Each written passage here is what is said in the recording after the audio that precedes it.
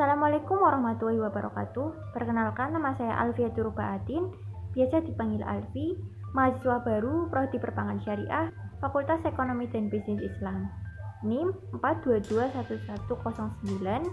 Alamat saya di Desa Pacul, Kecamatan Talang, Kabupaten Tegal.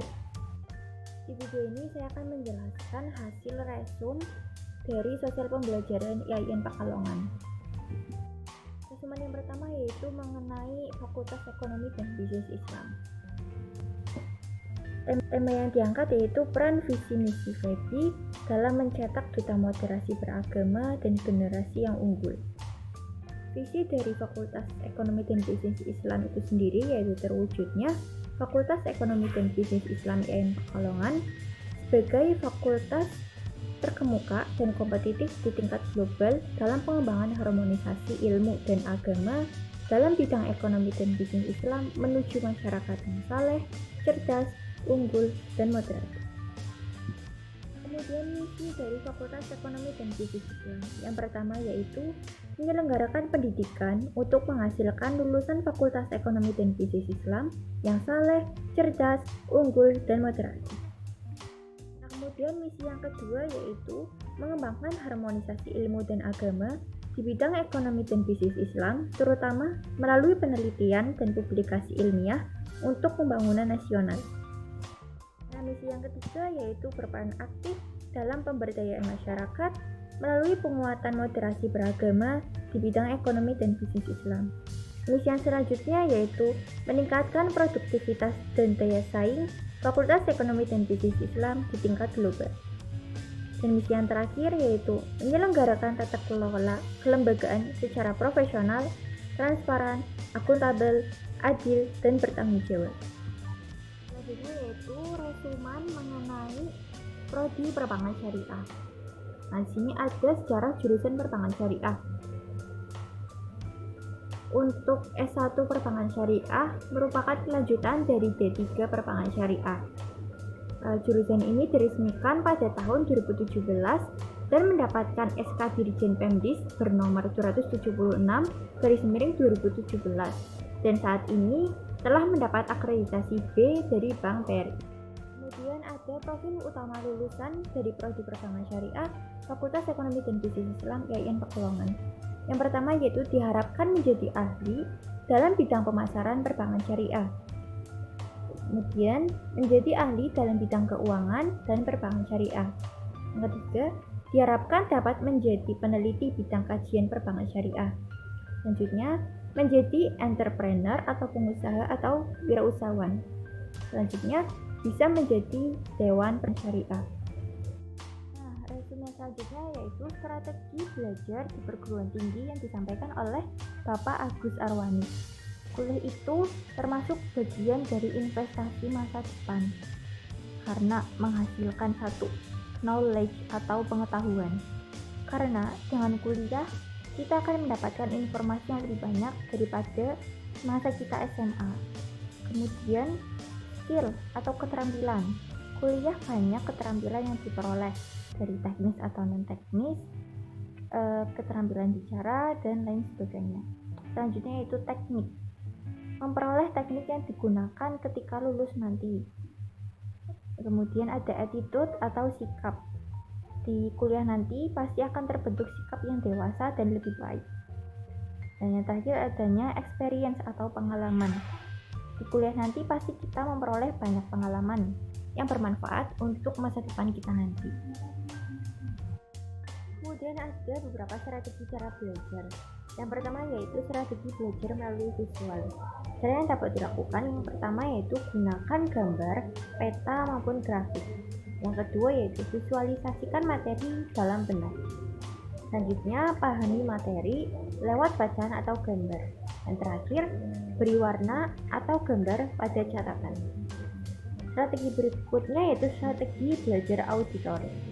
Cara yang dapat dilakukan yaitu dengar baik-baik penjelasan dosen di kelas maupun aplikasi Google Meet. Kemudian terangkan secara lisan suatu pelajaran pada teman. Selanjutnya gunakan nada-nada lagu untuk mengingatnya. Kemudian strategi belajar kinestetik. Cara yang dapat dilakukan yaitu libatkan sebanyak mungkin anggota tubuh. Bisa juga dengan perbanyak latihan soal atau seusai belajar, coba tulis poin-poin pentingnya. Kemudian strategi selanjutnya yaitu strategi belajar kelompok. Yang pertama itu pilih teman belajar yang cocok. Kemudian saling bandingkan catatan, tanya jalan cara pengerjaan bukan sekedar jawaban. Rutin belajar bersama, itu yang penting. Kemudian strategi belajar mandiri. Perbanyak literatur dan latihan soal yang digunakan perpus, internet, jurnal, atau ilmiah. Kemudian pilih tempat belajar yang tenang. Selanjutnya setelah memahami materi, coba diskusikan dengan orang lain. Selanjutnya yaitu ada ya membaca efektif. Metode membaca yang dapat dilakukan yaitu pertama yaitu survei di lapangan atau memahami masalah dengan mendatangi lokasi tersebut. Kemudian question, membuat pertanyaan dan jawaban menghasilkan sebuah pemahaman yang baik. Selanjutnya yaitu read atau membaca. Kemudian recite, membaca kembali. Kemudian review, mereview yang kita baca dengan menganalisa. Nah, kemudian ada strategi menyimak aktif. Dilakukan yaitu jaga kontak mata, kemudian aktif di kelas. Bila disuruh oleh dosen untuk bertanya, maka bertanya. Kemudian fokus. Selektif dalam mencatat. Catatlah poin-poin yang penting saja. Kemudian singkirkan kebiasaan yang tidak baik. Kemudian teknik selanjutnya yaitu teknik mengingat. Ada beberapa cara. Yang pertama yaitu grouping atau dikelompokkan, kemudian gunakan irama, bisa juga dengan singkatan, dengan visualisasi atau dengan gambar, kemudian dengan kata kunci. Kemudian strategi menghadapi ujian. Persiapan sebelum ujian yang dapat dilakukan yaitu dia cukup waktu untuk belajar, tahu spesifikasi ujian yang akan dihadapi, kemudian belajar kelompok itu sangat membantu, kemudian siapkan hal lain yang membantu pengerjaan ujian. Dan ketika sedang menjalankan ujian, perkiraan kemacetan atau berangkat sesuai waktu yang diperkirakan. Kemudian kerjakan yang mudah-mudah dahulu. Redakan tegang, harus santai, dan jawab sesuai pertanyaan, menebak dan mengarang cerdas. Garis bawahi inti jawaban. Kemudian setelah ujian, periksa penjumlahan nilai, periksa juga tiap pengurangan nilai dan alasannya, dan simpan kertas ujian, kemudian nilai di perbatasan dan keaktifan. Ada juga teknik menulis. Langkah-langkah menulis itu memahami materi, menulis draft awal, kemudian merevisi draft. Ada juga seni presentasi. Langkah-langkah untuk presentasi yang pertama yaitu kuasai materi, bab yang akan dipresentasikan apa, topik yang akan dibicarakan apa.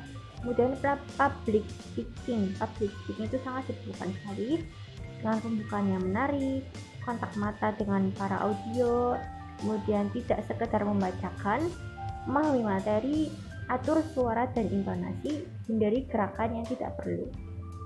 Kemudian penyajian materi. Gunakan ilustrasi dan animasi, tampilkan inti-intinya saja, buat semudah mungkin untuk dimengerti. Hasil resuman selanjutnya yaitu mengenai etika mahasiswa yang disampaikan oleh Ibu Susminingsih. Etika berarti adat, kebiasaan, atau cara hidup seseorang dengan melakukan perbuatan yang baik dan menghindari hal-hal tindakan yang buruk. Kemudian etika komunikasi adalah norma, nilai atau ukuran tingkah laku baik dalam kegiatan komunikasi di suatu masyarakat. Kemudian etika berbusana ialah norma, nilai atau ukuran tingkah laku baik dalam kegiatan berpakaian di suatu masyarakat. Dan etika pergaulan di lingkungan kampus. Pertama yaitu berpakaian dan bersepatu rapi di lingkungan kampus. Menjunjung tinggi nilai-nilai ilmiah, mengetahui, memahami, dan melaksanakan peraturan-peraturan yang berlaku di lingkungan kampus, dan berusaha tidak melanggar. Selanjutnya yaitu memberi contoh yang baik dalam berperilaku kepada adik tingkat, teman setingkat, dan kakak tingkat. Saling menghormati dan menghargai terhadap sesama mahasiswa. Berperilaku dan bertutur kata yang sopan, baik di dalam kelas dan di luar kelas, yang mencerminkan perilaku sebagai mahasiswa dan dijiwai oleh nilai-nilai agama atau kepercayaan yang dianut. Kemudian tidak berperilaku asusila atau tidak bermoral. Selanjutnya bersedia menerima sanksi yang ditetapkan atas pelanggaran terhadap peraturan yang berlaku sebagai bagian dari pendidikan disiplin dan di luar kampus. Pertama yaitu menjadi contoh yang baik di lingkungan di mana mahasiswa tersebut berada.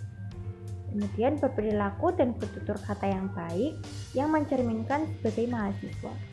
Dan berupaya mengaplikasikan ilmu pengetahuan dan teknologi yang telah dipelajarinya di masyarakat sebagai wujud pengabdian. Kemudian, etika pergaulan mahasiswa dengan dosen. Yang pertama itu mahasiswa sebagai masyarakat kampus atau insan akademik yang harus menjaga citra akademik. Selanjutnya, biasakan selalu memberi salam lebih dahulu kepada dosen bila bertemu. Lebih baik jika dibiasakan dengan berjabat tangan. Kemudian jika berjabat tangan, usahakan menatap muka dengan ramah dan uluran tangan yang tegas. Jika tidak berkenan berjabat tangan karena bukan muhrim, maka bungkukkan kepala dan ucapkan salam. Kemudian menjaga perkataan dengan bahasa yang sopan. Selanjutnya, etika pergaulan sesama mahasiswa. Biasakan menyapa teman bila bertemu. Jangan mengolok-olok teman melebihi batas, meskipun hanya bergurau. Jaga citra sebagai insan terpelajar. Jangan menyapa teman dengan julukan atau sebutan yang mendiskreditkan atau nama yang tidak disukai. Hindari ucapan yang merendahkan teman. Menghormati ide, pikiran, dan pendapat, hak cipta orang lain, dan hak milik teman dan warga kampus lainnya. Selanjutnya, jangan berprasangka buruk terhadap teman tanpa fakta, apalagi karena hasutan atau fitnah. Menjaga perasaan teman sebagaimana kita tidak mau diejek. Segeralah minta maaf lebih dahulu jika terjadi kesalahpahaman atau perselisihan sesama teman, apalagi dengan orang lain. Biasakan menolong teman yang membutuhkan. Kemudian hasil resumen selanjutnya yaitu mengenai kiat menulis karya ilmiah oleh Bapak Kuat Ismanto. Sumber dan cara memperoleh kebenaran ada beberapa cara. Yang pertama yaitu melalui animisme dan dinamisme atau mempercayai makhluk dan benda-benda yang gaib. Kemudian berpikir logis dan filsafati. Berpikir secara mendalam dan filosofis akan memperoleh kebenaran. Melalui agama dan kitab suci atau religion, sesuatu yang diajarkan agama dan ada di kitab suci. Trial and error atau uji coba. Contohnya, petani bercocok tanam di musim kemarau, kemudian gagal, dan dia mencoba bercocok tanam di musim hujan dan berhasil. Kemudian tokoh berotoritas seperti kiai, dukun, dan lain sebagainya. Kemudian penelitian atau research. Nah, penelitian ialah sebuah cara untuk memperoleh kebenaran dengan cara sungguh-sungguh dan menjunjung tinggi prinsip-prinsip ilmiah. Wujud dari prinsip-prinsip ilmiah ini ialah jujur, faktual, objektif, dan sistematis. Metode yang digunakan pun ada beberapa cara. Yang pertama yaitu observasi, wawancara, kuesioner, dan lain sebagainya. Nah, dari hasil penelitian diterbitkan melalui berbagai media publikasi dalam berbagai bentuk karya tulis seperti artikel, laporan penelitian, dan sebagainya.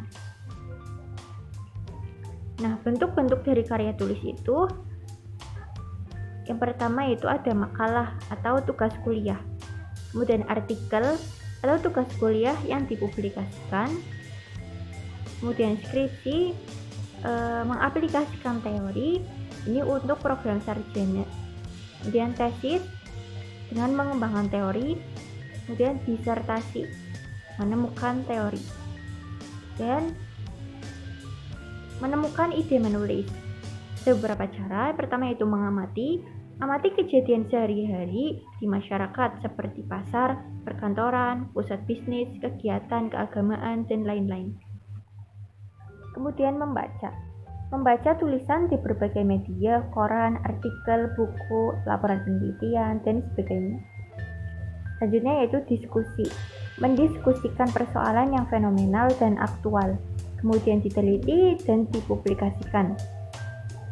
Ada langkah-langkah yang dapat dilakukan agar kita bisa terampil dalam menulis. Yang pertama yaitu rajin berlatih dan terus berlatih.